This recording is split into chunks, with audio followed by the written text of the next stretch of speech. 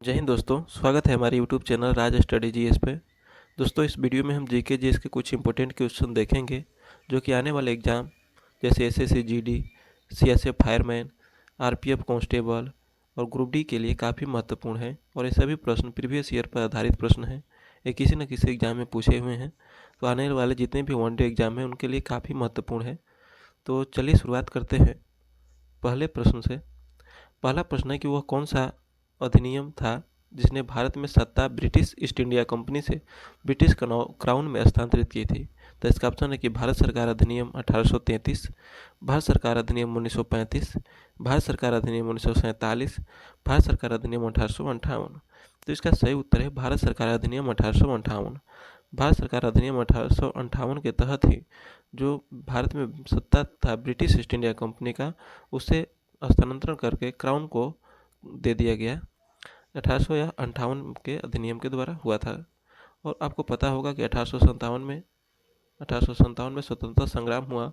उसके बाद ही 1858 में भारत सरकार अधिनियम आया और ब्रिटिश ईस्ट इंडिया कंपनी से ब्रिटिश क्राउन में हस्तांतरित की गई भारत की सत्ता को।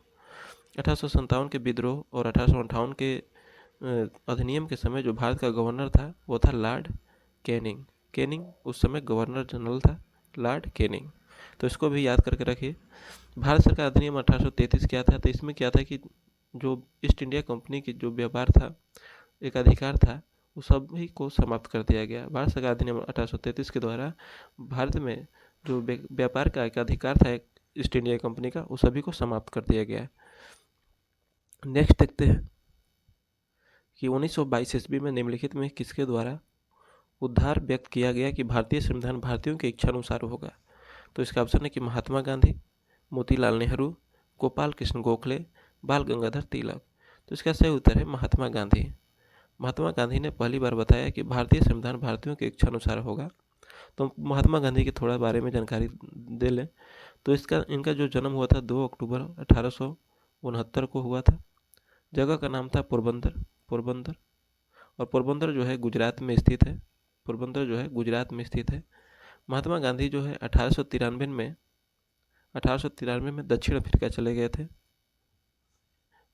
चले गए थे और 1915 में भारत लौटे थे।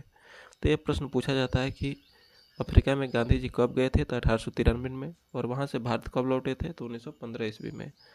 इसके साथ ही आपको बता दूं कि महात्मा गांधी ने चंपारण सत्याग्रह 1917 में शुरू किए थे, 1917 में। और अहमदाबाद मिल मजदूर जो हड़ताल हुआ था, उसमें इन्होंने पहली बार भूख हड़ताल की थी महात्मा गांधी ने। तो ये सभी महात्मा गांधी से संबंधित पॉइंट है, इसको भी याद कर लीजिए। नेक्स्ट देखते हैं, भारत के संविधान में प्रदत्त हमारे देश का नाम क्या है? तो इसका ऑप्शन है कि हिंदुस्तान और भारतवर्ष, इंडिया अर्थात हिंदुस्तान, इंडिया अर्थात भारत, भारत देश अर्थात इंडिया। तो इसका सही उत्तर है इंडिया और भारत। भारत के संविधान में प्रदत्त जो हमारा देश का नाम है वो है इंडिया और भारत।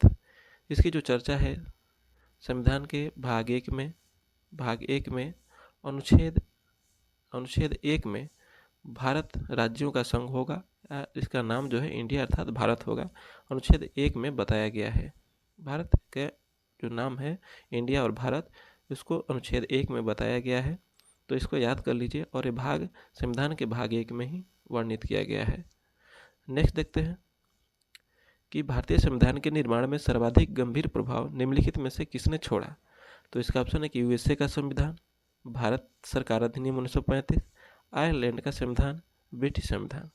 तो इसका सही उत्तर है भारत सरकार अधिनियम 1935। तो इसका सही उत्तर हो जाएगा 1935 का अधिनियम। भारत सरकार के अधिनियम के द्वारा हमारे संविधान में बहुत सारी व्यवस्थाओं को लिया गया था, इसलिए सर्वाधिक प्रभाव जो हमारे संविधान पर है 1935 के अधिनियम का है। जबकि यूएसए के संविधान से हम देखेंगे तो मौलिक अधिकार,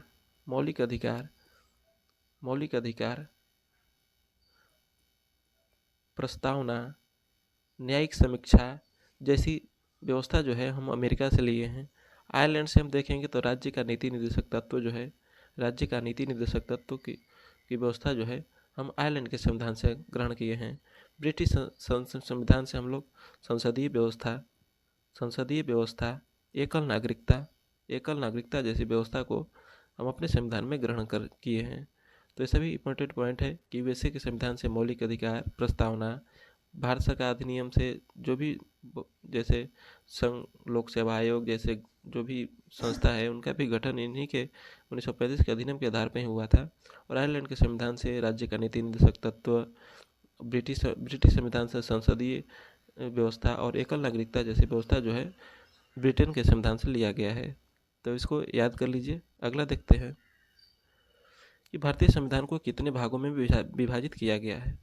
तो इसका ऑप्शन है कि 16, 24, 22, 25। तो इसका सही उत्तर है 25। भारतीय संविधान को वर्तमान में 25 भाग है। जबकि संविधान जब बना था उस समय हमारे संविधान में 395 अनुच्छेद, 22 भाग और 8 अनुसूचियाँ थी। तो इसको याद करके रखिए कि जब संविधान बना था उस समय हमारे संविधान में 395 अनुच्छेद था, 22 भाग था और 8 अनुसूचियाँ था। हमारे संविधान की जो पहली बैठक हुई थी वो 9 दिसंबर 1946 को हुई थी। 9 दिसंबर 1946 को संविधान सभा की प्रथम बैठक हुई थी। नेक्स्ट देखते हैं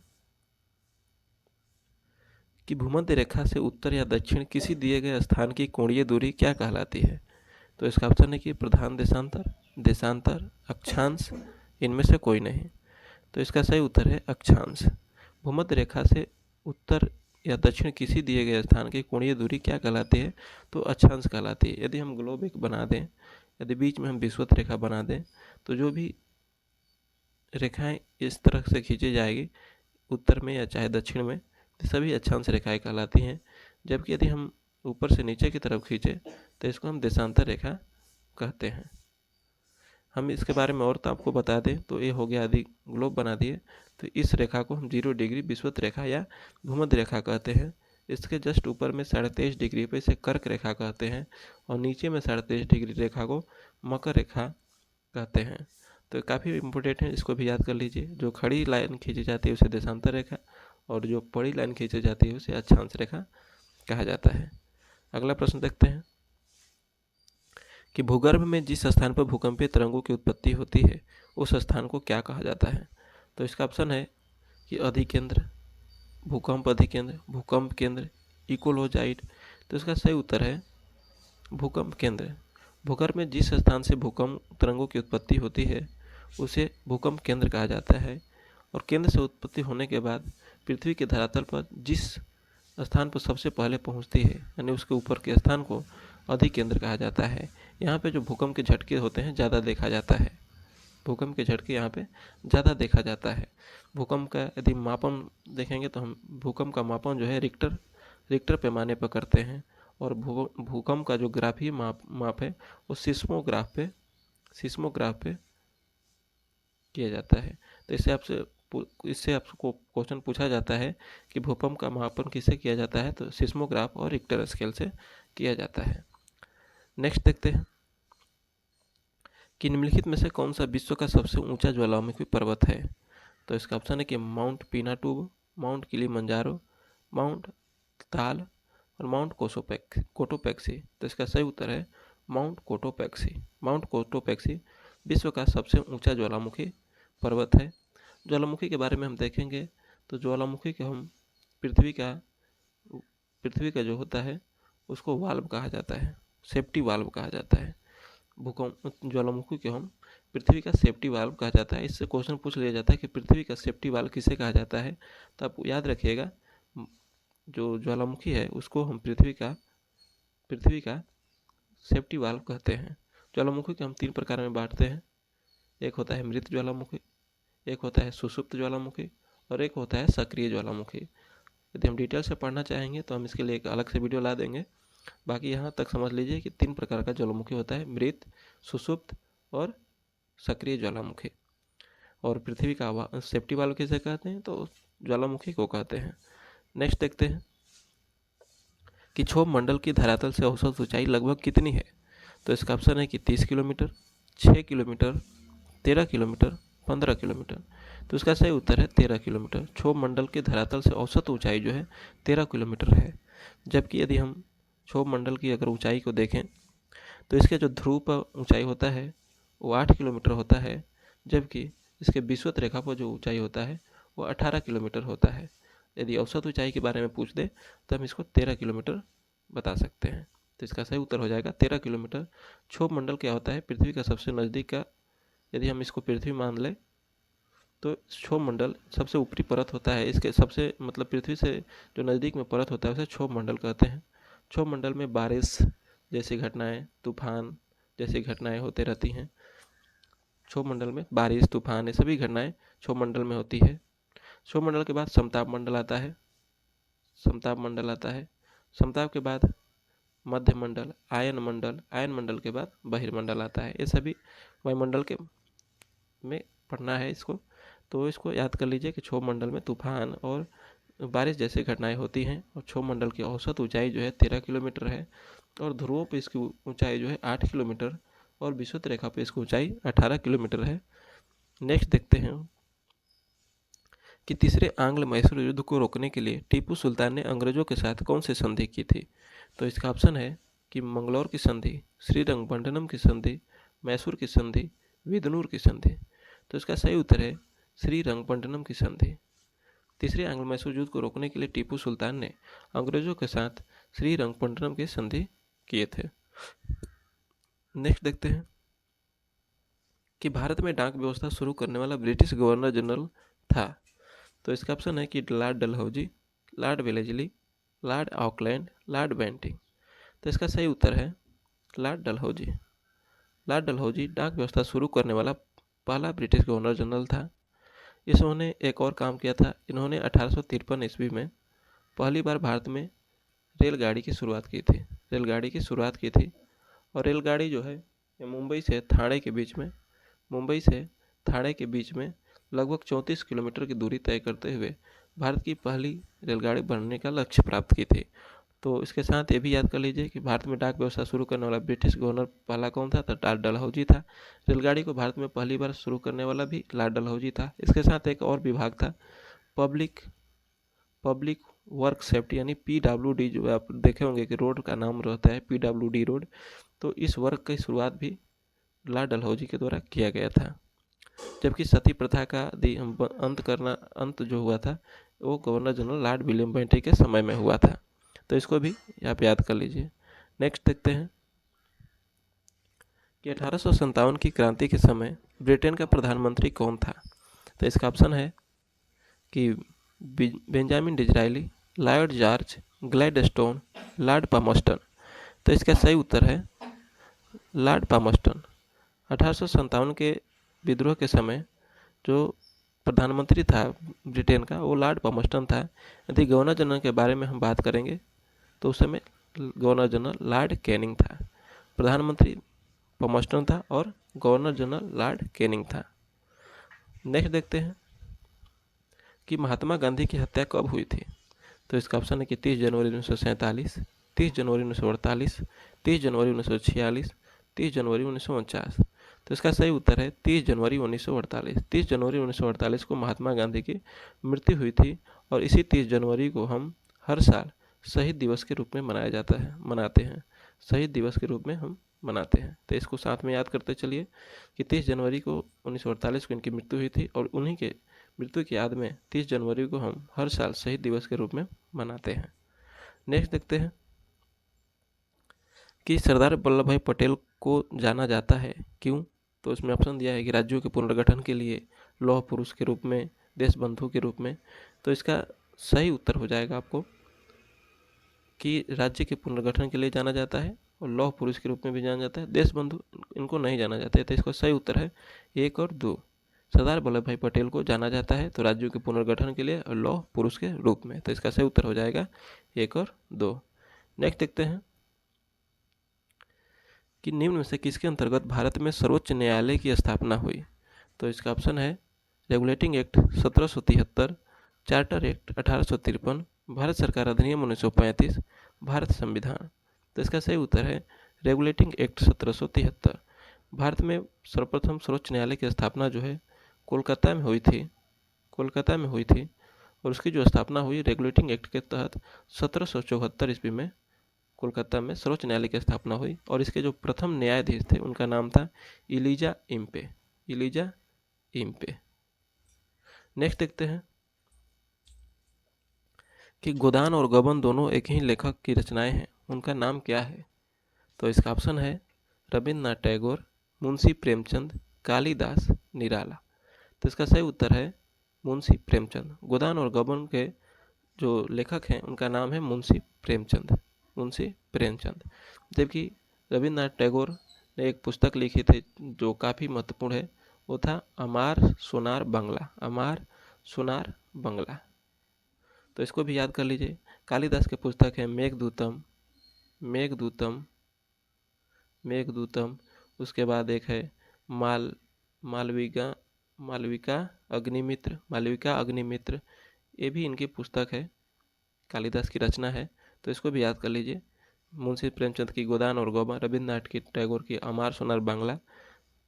इसके बाद नेक्स्ट देखते हैं कि किस गवर्नर जनरल ने 1911 में भारत की राजधानी कोलकाता से दिल्ली स्थानांतरित करने की घोषणा की?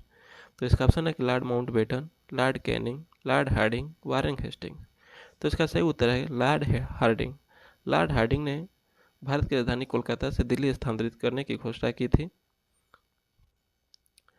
लॉर्ड कैनिंग के बारे में जानेंगे तो 1857 के विद्रोह के समय यह भारत के गवर्नर जनरल थे। वारेन हेस्टिंग 1773 में रेगुलेटिंग एक्ट आया था, उस समय गवर्नर थे यह। और लॉर्ड माउंटबेटन के देखेंगे तो इन्होंने माउंटबेटन योजना को 3 जून 1947 को लाया था, 3 जून 1947 को। नेक्स्ट देखते हैं कि अल हिलाल समाचार पत्र किसके द्वारा राष्ट्रीयता के प्रचार के लिए शुरू किया गया था? तो इसका ऑप्शन है कि मोहम्मद अली, महात्मा गांधी, अबुल कलाम आज़ाद, सैयद अहमद खान। तो इसका सही उत्तर है अबुल कलाम आज़ाद। अबुल कलाम आज़ाद ने अल हिलाल समाचार पत्र की शुरुआत की थी। और अबुल कलाम आज़ाद कांग्रेस के, भारतीय राष्ट्रीय कांग्रेस के सबसे अधिक दिनों तक अध्यक्ष बने रहे। और इन्होंने सबसे कम उम्र में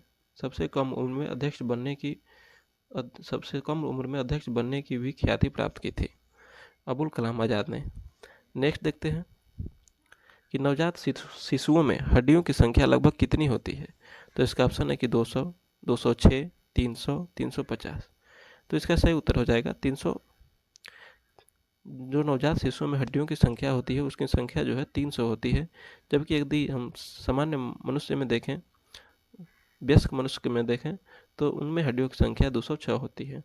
हड्डियों को जो अध्ययन होता है उसे ऑस्टियोलॉजी कहा जाता है, ऑस्टियोलॉजी कहा जाता है। हड्डियों के अध्ययन को हम ऑस्टियोलॉजी कहते हैं। तो ये भी साथ में याद कर कीजिए, ऑस्टियोलॉजी हड्डियों के अध्ययन को कहा जाता है। नेक्स्ट देखते हैं कि मानव शरीर के किस भाग में सबसे छोटी हड्डी होती है? तो इसका ऑप्शन है कि कान, घुटने, अंगुली, नाक। तो इसका सही उत्तर हो जाएगा कान। मानव शरीर के कान में शरीर की सबसे छोटी हड्डी होती है और उसका नाम है अस्टेपिस। अस्टेपिस नाम की हड्डी जो होती है हमारे कान में पाई जाती है। यदि हम कान के बारे में बात करेंगे तो हमारे कान में 6 हड्डियाँ होती हैं, 6 हड्डियाँ होती है। एक होता है इनकस, मेलस और अस्टेपिस। दो होती हैं, दो जोड़े में होती हैं। एक कान में 2, एक कान में एक होती हैं, तो 2 कान में गुना 2 कर देंगे तो 6 हड्डियाँ जो है हमारे कान में पाई जाती हैं। और शरीर की सबसे छोटी हड्डी जो होती है अस्टेपिस है और वह कान में पाई जाती है। जबकि सबसे बड़ी जो हड्डी हमारे शरीर की है वह फीमर है। यह जांघ की हड्डी होती है जिसे फीमर कहते हैं। यह हमारे शरीर की सबसे बड़ी हड्डी है। तो हमारे शरीर की सबसे बड़ी हड्डी फीमर है और सबसे छोटी हड्डी अस्टेपिस है जो कान में पाई जाती है और फीमर जांघ में पाई जाती है। नेक्स्ट देखते हैं कि मानव शरीर में रुधिर बैंक का कार्य कौन करता है? तो इसका ऑप्शन है कि तिल्ली, फेफड़ा, हृदय, यकृत। तो इसका सही उत्तर है तिल्ली।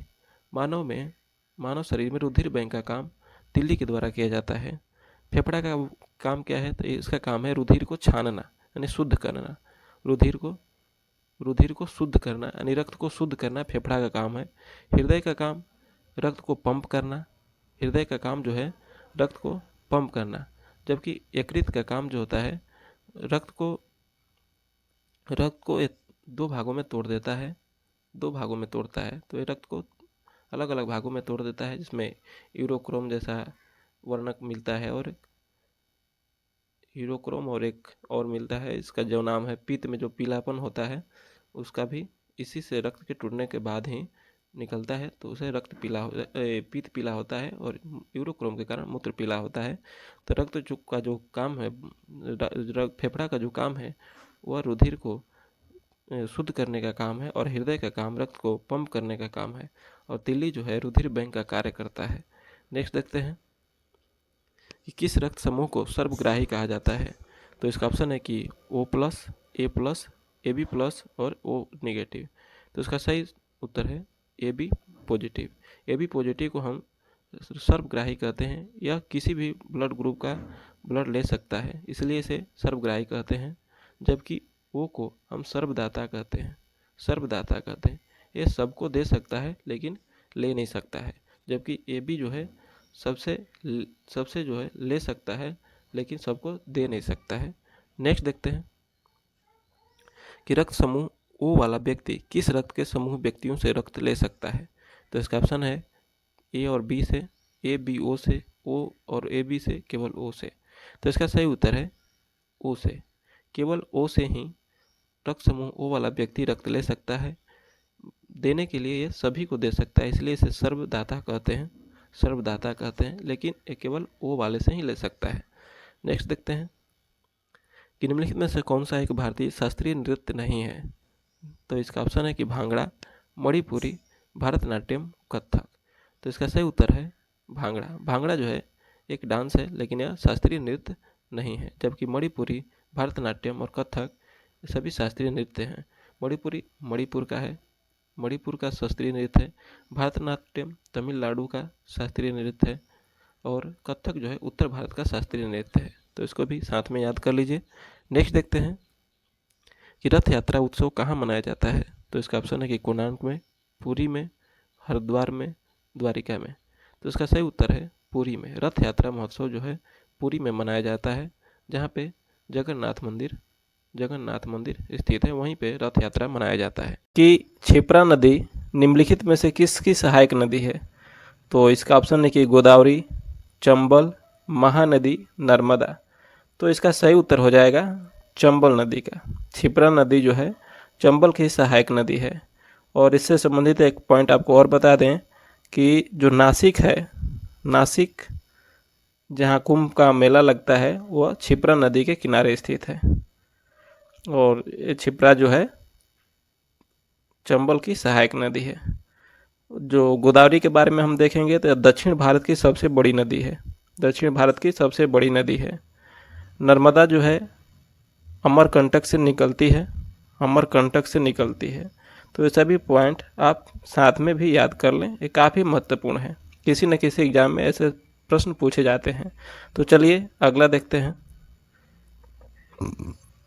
अगला है कि निम्नलिखित में से कौन सी नदी अमरकंटक से नहीं निकलती है। तो इसका ऑप्शन है कि गोदावरी, नर्मदा, महानदी, सोन।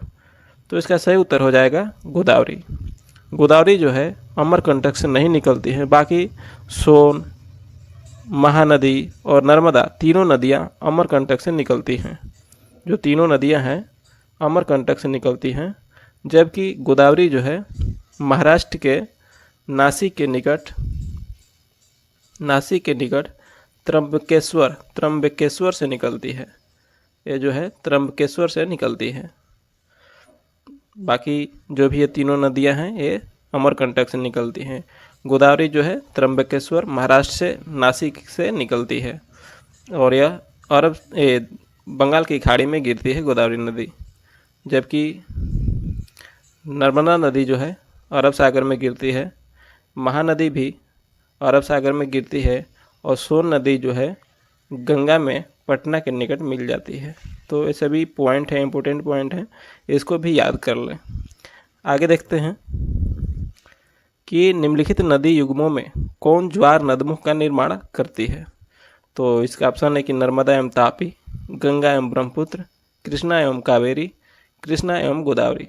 तो इसका सही उत्तर हो जाएगा नर्मदा एवं तापी जो है ज्वार नदमुख का निर्माण करती है।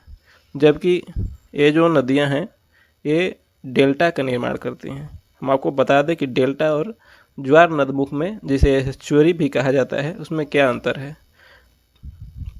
तो सबसे पहले हमको बता दें कि ज्वार नदमुख जो होता है, जब नदियाँ समुद्र में आके मिलती हैं, तो जब डायरेक्ट आके मिल जाती हैं, उनका धारा इधर उधर न बटे, डायरेक्ट मिल जाए, तो उसे हम ज्वार नदमुख कहते हैं। जब नदियों का धारा जब समुद्र के पास पहुँचते हैं, चारों दिशाओं में त्रिभुज के रूप में अगर फैल जाए या ट्रायंगल के रूप में या ऐसे फैल के समुद्र में जाएं, तो इसको हम डेल्टा बोलते हैं। तो डेल्टा और एस्चुअरी में यही अंतर है कि एस्चुअरी में नदियाँ जो है समुद्र में डायरेक्ट मिल जाती हैं, जबकि जो डेल्टा है उसमें नदियाँ फैल कर चारों तरफ शाखाओं में बंटकर मिलती है। ऐसा क्यों होता है? क्योंकि इसमें ढलान कम होने के कारण जो नदियों द्वारा लाए गए गाद होता है वो जमा हो जाता है और धाराएं इधर उधर बढ़ जाती हैं। जबकि एस्चुअरी में क्या होता है कि इसमें जो ढलान होता है ज़्यादा होता है, तो कोई भी गाद इसमें बचता नहीं है और सीधे डायरेक्ट समुद्र में चला जाता है। तो यही अंतर है। तो ज्वार नदमुख का निर्माण करती हुई नदियाँ हैं नर्मदा एवं तापी, जबकि गंगा, ब्रह्मपुत्र, कृष्णा, कावेरी और गोदावरी सभी क्या है, डेल्टा का निर्माण करती हैं। चलिए आगे देखते हैं कि इंपीरियल बैंक ऑफ इंडिया का आंशिक राष्ट्रीयकरण करके भारतीय स्टेट बैंक की स्थापना कब की गई। तो इसका ऑप्शन है कि 1935, 1949, 1955, 1962। तो इसका सही उत्तर है 1955। इंपीरियल बैंक की स्थापना 1921 में हुई थी, लेकिन 1955 में इसको राष्ट्रीयकरण करके स्टेट बैंक ऑफ इंडिया के रूप में बना दिया गया, स्थापना कर दिया गया। तो आपको पूछ देगा कि एसबीआई का स्थापना कब हुआ था, तो 1955 में। 21 से हुआ था, तो ये इंपीरियल बैंक जो 1921 में स्थापित हुआ था, इसी का राष्ट्रीयकरण करके एसबीआई यानी स्टेट बैंक ऑफ इंडिया का स्थापना हुआ। जबकि 1935 में भारत के केंद्रीय बैंक आरबीआई का स्थापना हुआ था। आरबीआई का स्थापना हुआ था 1935 में। नेक्स्ट देखते हैं कि दक्षिण भारत की नदियों में सबसे लंबी नदी है। तो पहले भी बता चुका हूँ, तो इसका सही उत्तर हो जाएगा गोदावरी। इसमें टाइम वेस्ट करने की ज़रूरत नहीं है। दक्षिण भारत की नदियों में सबसे लंबी नदी है गोदावरी। कहाँ से निकलती है एक बार और रिवीजन करा देते हैं। तो महाराष्ट्र के नासिक एक जगह है, और वहाँ त्र्यंबकेश्वर नामक स्थान से निकलती है और दक्षिण भारत की सबसे लंबी नदी है। और यह क्या है कि बंगाल की खाड़ी में गिरती है। ये भी याद कर लें, क्वेश्चन यदि आपसे पूछ दिया जाए कि गोदावरी नदी किस खाड़ी में गिरती है, यानी किस समुद्र में गिरती है, तो बंगाल की खाड़ी में गिरती है। कृष्णा नदी के बारे में हम देखेंगे। कृष्णा नदी जो है दक्षिण भारत में दूसरी सबसे लंबी नदी है। दक्षिण भारत की दूसरी सबसे लंबी नदी है। और कृष्णा नदी क्या है, इसके किनारे जो है एक आंध्र प्रदेश का बढ़िया शहर जो है, बड़ा शहर है विजयवाड़ा जो है कृष्णा नदी के किनारे ही स्थित है। तो ये भी काफ़ी इम्पोर्टेंट है कि विजयवाड़ा किस नदी के किनारे स्थित है, तो कृष्णा नदी के किनारे। बाकी नर्मदा के बारे में बता दिए हैं कि अमरकंटक से निकलती है। और नेक्स्ट देखते हैं कि मुद्रास्फीति से लाभान्वित कौन होता है। तो इसका ऑप्शन है कि बचतकर्ता, ऋणदाता, ऋणी, पेंशन प्राप्त करता। तो इसका सही उत्तर है जो ऋणी होता है वो लाभान्वित होता है, नहीं उसको लाभ होता है। बाकी जो भी हैं बचतकर्ता और ऋणदाता और पेंशन प्राप्त करता है, सभी को हानि होता है। क्यों हानि होता है इसका डिटेल में यदि हम बताएं तो ऋणी व्यक्ति को क्या होता है कि जो मुद्रास्फीति जो होता है उसमें रुपए की जो क्रय करने की शक्ति होती है वो कम हो जाती है। यानी आप ज़्यादा पैसा लेके जाएंगे तो कुछ ही सामान मिलेगा और वस्तु की कीमत जो है वो बढ़ जाती है। तो इसमें जो लाभ होता है ऋणी व्यक्ति को होता है, क्योंकि उसने पैसा लिया था जो भी, तो उसकी कीमत जो है घट जाती है, यानी रुपए की क्रय करने की क्षमता जो है घट जाती है। तो ऋणी व्यक्ति को फायदा होता है, जबकि बचतकर्ता को हानि होता है, ऋणदाता को भी हानि होता है, पेंशनकर्ता को भी हानि होता है। ऐसे आरबीआई ने जो भी मुद्रास्फीति की दर जो बताया है, यदि वो 4 और 6 के बीच में रहता है तो मुद्रास्फीति अच्छा है, लेकिन अब इससे ज़्यादा बढ़ने लगे 6 से ज़्यादा तो वह अर्थव्यवस्था के लिए ठीक नहीं है। नेक्स्ट देखते हैं आगे कि हाथी किस राष्ट्रीय उद्यान में पाया जाता है। तो इसका ऑप्शन है कि नागरहोल, बोरीवली, दुधवा, काजीरंगा। तो इसका सही उत्तर है नागरहोल। नागरहोल में हाथी पाया जाता है और ये जो राष्ट्रीय उद्यान है यह कर्नाटका में स्थित है। नागरहोल जो है कर्नाटका यानी कर्नाटक में स्थित है, जबकि बोरीवली जो है महाराष्ट्र में और दुधवा राष्ट्रीय उद्यान जो है उत्तर प्रदेश में और काजीरंगा असम में स्थित है। और यहाँ जो प्रमुख पशु जो है एक सींग वाला गैंडा यहाँ का प्रसिद्ध है, एक सींग वाला गैंडा। तो ये साथ में याद कर लीजिए। आगे देखते हैं कि भारत में सबसे बड़ा बाघ अभयारण्य टाइगर रिजर्व कौन सा है। तो इसका ऑप्शन है कि पेंच, मानस, नागार्जुन, कार्बेट। तो इसका सही उत्तर है नागार्जुन। भारत में सबसे बड़ा बाघ जो टाइगर रिजर्व है, सबसे बड़ा टाइगर रिजर्व है वो नागार्जुन टाइगर रिजर्व है। और ये कहाँ स्थित है, तो यह है आंध्र प्रदेश में। आंध्र प्रदेश का एक डिस्ट्रिक्ट है श्रीसेलम, वहीं पर यह स्थित है नागार्जुन टाइगर रिजर्व। पेंच कहाँ है, तो पेंच महाराष्ट्र में है। मानस कहाँ है, असम में है। और कार्बेट उत्तराखंड में है। तो इसको साथ में याद कर लीजिए। काफ़ी महत्वपूर्ण है सभी प्रश्न, हम चूज करके अच्छे प्रश्न लाए हैं जो भी प्रीवियस ईयर में पूछे हैं और आगे आने की संभावना है। तो चलिए नेक्स्ट देखते हैं कि निम्नलिखित में से किस अधिनियम द्वारा भारत के गवर्नर जनरल को अध्यादेश जारी करने की शक्ति प्रदान की गई। तो इसका ऑप्शन है कि 1833, 1861 का भारत परिषद अधिनियम, 1892 का भारत परिषद अधिनियम और भारतीय परिषद अधिनियम 1909 का। तो इसका सही उत्तर हो जाएगा 1861। 1861 के अधिनियम में गवर्नर जनरल को अध्यादेश जारी करने की शक्ति प्रदान की गई थी 1861 में। और इसी अधिनियम के तहत कलकत्ता और मद्रास, उसके बाद मुंबई में उच्च न्यायालयों की स्थापना हुई थी 1861 के अधिनियम से। 1833 के अधिनियम में क्या हुआ था कि जो ईस्ट इंडिया कंपनी जो थी इसके सभी व्यापारिक एकाधिकार को समाप्त कर दिया था इस अधिनियम चार्टर एक्ट के द्वारा। 1833 के चार्टर एक्ट के द्वारा ईस्ट इंडिया कंपनी का जो व्यापार का एक अधिकार था उस सभी को समाप्त कर दिया गया था 1833 के चार्टर एक्ट के। और अध्यादेश जारी करने की जो शक्ति है वो 1861 के अधिनियम के द्वारा प्रदान की गई। और कलकत्ता, मद्रास और बम्बई जो कि पहले बम्बई कहा जाता था, बम्बई में तीनों जगह में उच्च न्यायालय की स्थापना हुई, यानी हाई कोर्ट की स्थापना हुई। नेक्स्ट देखते हैं कि महारानी विक्टोरिया को भारत की सामग्री घोषित किया गया। तो इसका ऑप्शन है कि 1885, 1875, 1866, 1877। तो इसका सही उत्तर है 1877। 1877 में महारानी विक्टोरिया को भारत की सामग्री घोषित किया गया और उस समय गवर्नर जनरल जो था वो था लॉर्ड लीटन उस समय गवर्नर जनरल था। यदि 1885 की बात करें तो 1885 में 28 दिसंबर 1885 को कांग्रेस का स्थापना हुआ था, भारतीय राष्ट्रीय कांग्रेस की स्थापना हुआ था। तो ये भी याद कर लीजिए। और इसके जो संस्थापक थे एओ हुम थे और प्रथम जो अध्यक्ष थे WC बनर्जी थे। और पहली जो बैठक हुई थी भारतीय राष्ट्रीय कांग्रेस की वो कहाँ हुई थी, बम्बई में हुई थी।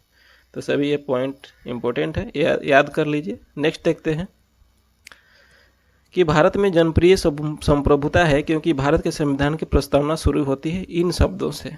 तो इसका ऑप्शन है कि लोकतंत्रवादी भारत, लोक गणराज्य, लोक प्रभुसत्ता, हम भारत के लोग।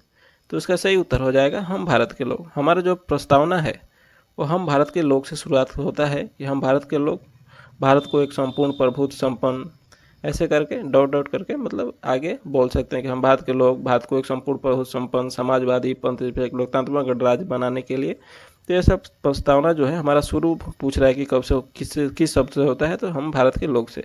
प्रस्तावना के बारे में हम देखेंगे तो प्रस्तावना जो है हमारे संविधान में, प्रस्तावना जो है यह अमेरिका से लिया गया है, अमेरिका से लिया गया है, लेकिन इसकी जो भाषा शैली है, प्रस्तावना की जो भाषा शैली है वो ऑस्ट्रेलिया से लिया गया है, भाषा शैली ऑस्ट्रेलिया से लिया गया है, लेकिन प्रस्तावना का जो विचार है अमेरिका के संविधान से लिया गया है और इसकी जो भाषा शैली है ऑस्ट्रेलिया से लिया गया है, तो इसको याद कर लीजिए। एक और पॉइंट बता दूं हम कि प्रस्तावना में अभी तक केवल एक बार संशोधन किया गया है, केवल एक बार संशोधन किया गया है। 42वां संविधान संशोधन 1976 में किया गया था, जिसमें समाजवादी पंथनिरपेक्ष और अखंडता शब्द जोड़ा गया था। नेक्स्ट देखते हैं कि भारतीय संविधान निम्नलिखित में से कौन सी नागरिकता प्रदान करता है। तो इसका ऑप्शन है कि एकल नागरिकता, दोहरी नागरिकता, उपयुक्त दोनों और उपयुक्त में से कोई नहीं। तो इसका सही उत्तर है एकल नागरिकता। हमारे जो संविधान में एकल नागरिकता की व्यवस्था की गई है। इसमें क्या होता है कि यदि हमारा जो देश है, हमारे देश के अंडर में 28 राज्य हैं और 8 केंद्र शासित प्रदेश हैं, तो हमारे देश के लिए अलग नागरिकता और हमारे राज्य के लिए अलग नागरिकता जारी नहीं होता है, दोनों के लिए एक ही नागरिकता होता है, उसी को हम एकल नागरिकता कहते हैं। जबकि अमेरिका में हम देखेंगे तो वहाँ पे स्टेट का अलग नागरिकता होता है और देश का अलग नागरिकता होता है, तो उसे दोहरी नागरिकता कहते हैं। तो हमारे संविधान में एकल नागरिकता है और इसका जो विचार है इंग्लैंड के संविधान से लिया गया है। इसका जो विचार है मतलब इसको एकल नागरिकता को हम इंग्लैंड के संविधान से ग्रहण किए हैं, तो ये काफ़ी महत्वपूर्ण है। नेक्स्ट देखते हैं कि किस अनुच्छेद के तहत संसद को नागरिकता के संबंध में कानून बनाने का अधिकार प्रदान है। तो इसका ऑप्शन है अनुच्छेद 5, अनुच्छेद 9, अनुच्छेद 10, अनुच्छेद 11। तो इसका सही उत्तर है अनुच्छेद 11। अनुच्छेद 11 के द्वारा संसद को नागरिकता के संबंध में कानून बनाने का अधिकार प्रदान किया गया है। अनुच्छेद 11 में जो नागरिकता है हमारे संविधान के भाग 2 में वर्णित है। संविधान के भाग 2 में 5 से 11 तक। हम डिटेल में यदि इसको बात करें तो अगले वीडियो में हम कभी इसका सेपरेट वीडियो बनाएंगे पॉलिटी का, उसमें सब समझा देंगे सभी अनुच्छेद के बारे में कि 5 में क्या है, 9 के बारे में क्या है और 10 के बारे में।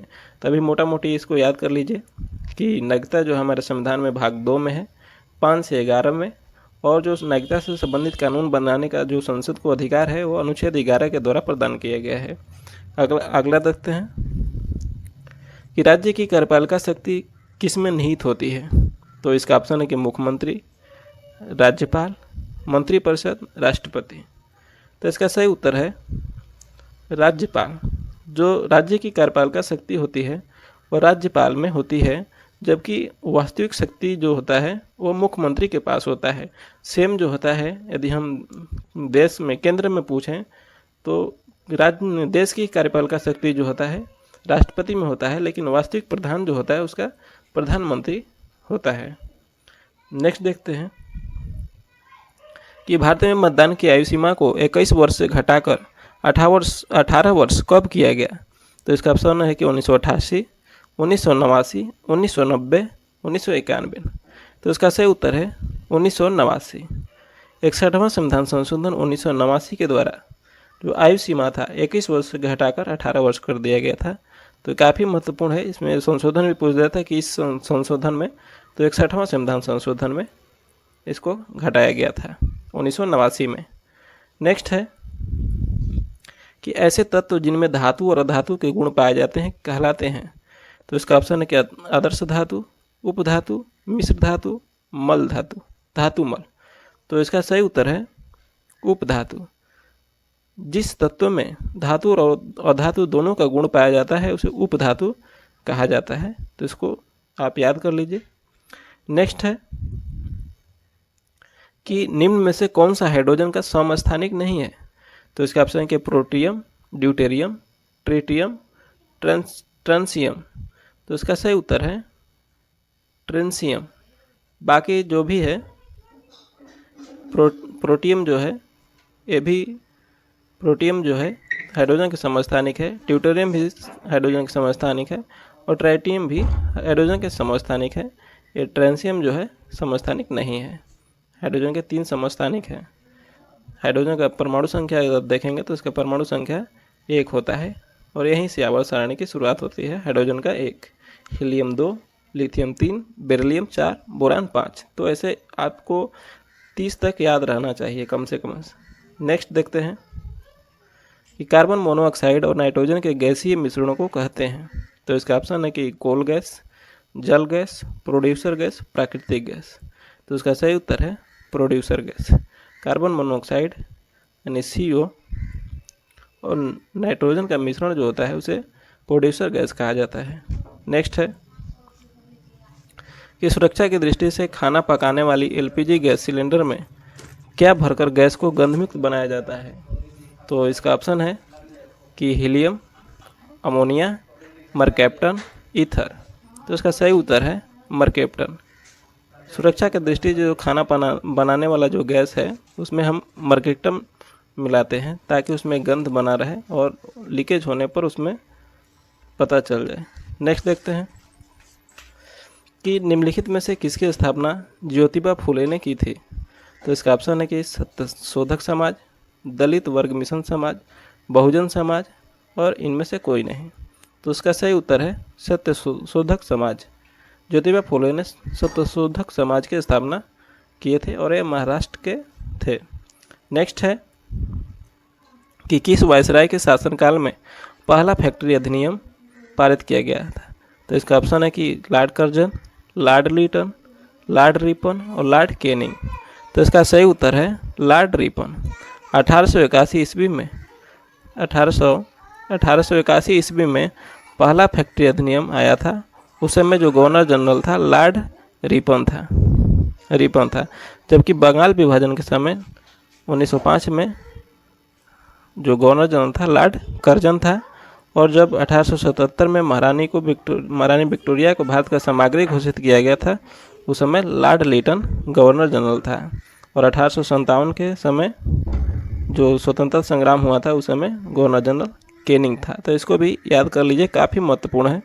नेक्स्ट देखते हैं कि भारतीय राष्ट्रीय कांग्रेस का 1938 का अधिवेशन किस शहर में हुआ था। तो इसका ऑप्शन है कि हरिपुरा, पटना, रांची, भागलपुर। तो इसका सही उत्तर है हरिपुरा। भारतीय राष्ट्रीय कांग्रेस का 1938 का जो अधिवेशन था वह हरिपुरा में हुआ था और यह हरिपुरा जो है गुजरात राज्य में स्थित है। और इस अधिवेशन के जो अध्यक्ष थे सुभाष चंद्र बोस थे। नेक्स्ट है कि निम्न में से किस आंदोलन में सरदार वल्लभ भाई पटेल ने मुख्य भूमिका निभाई। तो इसका ऑप्शन है कि बिजौलिया आंदोलन, दांडी मार्च, अहमदाबाद मिल मजदूर हड़ताल और बारदौली सत्याग्रह। तो इसका सही उत्तर है बारदौली सत्याग्रह का जो नेतृत्व है सरदार वल्लभ भाई पटेल ने निभाए थे। जबकि अहमदाबाद मिल मजदूर हड़ताल जो हुआ था 1918 में हुआ था और इसमें गांधी जी ने पहली बार भूख हड़ताल किए थे। और बारदौली सत्याग्रह जो है 1928 में हुआ था। दांडी मार्च 1930 में हुआ था। तो हमसे जितना बढ़ रहा हुआ एक्स्ट्रा पॉइंट हम उतना बता रहे हैं, ठीक ना। और यदि आपको अच्छा लगे तो लाइक करें, कमेंट करें। यदि चैनल पर नए हो तो सब्सक्राइब जरूर करें। आपको वीडियो कैसी लग रही है ज़रूर बताएं। नेक्स्ट देखते हैं कि कौन सा भारतीय स्वतंत्र भारत का पहला गवर्नर जनरल बना। तो इसका ऑप्शन है कि राजेंद्र प्रसाद, सरदार पटेल, सी राजगोपालाचारी, BR अम्बेडकर। तो इसका सही उत्तर है सी राजगोपालाचारी। भारतीय स्वतंत्र भारत का पहला गवर्नर जनरल जो थे सी राजगोपालाचारी थे। नेक्स्ट है कि गांधी जी ने किस गोलमेज सम्मेलन में भाग लेने के लिए लंदन गए थे। तो इसका ऑप्शन है कि प्रथम गोलमेज सम्मेलन, द्वितीय, तृतीय, इनमें से कोई नहीं। तो इसका सही उत्तर है द्वितीय गोलमेज सम्मेलन में गांधी जी ने गोलमेज सम्मेलन में भाग लेने के लिए लंदन गए थे और जिस जहाज़ से गए थे उस जहाज़ का नाम था राजपुताना। इनके साथ में सरोजिनी नायडू, बाकी सभी नेताएं गए थे। जबकि प्रथम गोलमेज सम्मेलन, द्वितीय गोलमेज सम्मेलन और तृतीय गोलमेज सम्मेलन में तीनों में जाने वाले BR अम्बेडकर थे, जो तीनों गोलमेज सम्मेलन में शामिल हुए थे, जबकि कांग्रेस की ओर से द्वितीय गोलमेज सम्मेलन में केवल गांधी जी भाग लिए थे। नेक्स्ट देखते हैं दोस्तों, इस वीडियो में इतना ही क्वेश्चन था। सभी हमने सिलेक्ट किया हुआ क्वेश्चन रखे थे। यदि आपको वीडियो अच्छी लगी तो लाइक करें, चैनल पर नए हो तो सब्सक्राइब करें। यदि इसमें कोई कमियां दिख रही हैं तो उसे बताएं, ताकि हम इम्प्रूव कर सकें और अच्छे क्वेश्चन आपके लिए ला सकें। तो जय हिंद।